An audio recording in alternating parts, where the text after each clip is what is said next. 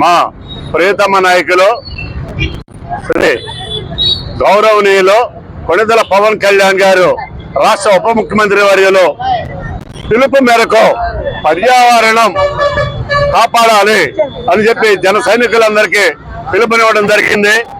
ఆ సందర్భంగా ఈ రోజున పర్యావరణం కాపాడుతా కాదు, మత సామరస్యం కూడా కాపాడుతాం మా పవన్ కళ్యాణ్ గారి ఆదేశాల మేరకు అని చెప్పి మా మిత్రుడు షేక్ అహ్మద్ ఈ రోజున ఈ కార్యక్రమాన్ని ఆయన సొంత నిధులతోటి ఈ కార్యక్రమాన్ని ఈయన భుజాన్ని వేసుకోవడం జరిగింది.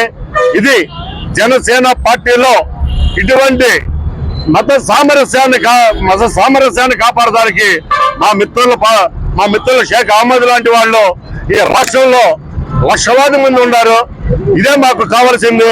అలాగే చేయడానికి కూడా మాకు చాలా సంతోషంగా మాకు గర్వంగా ఉంటుంది. ఈ సామరస్యాన్ని కాపాడుతాం.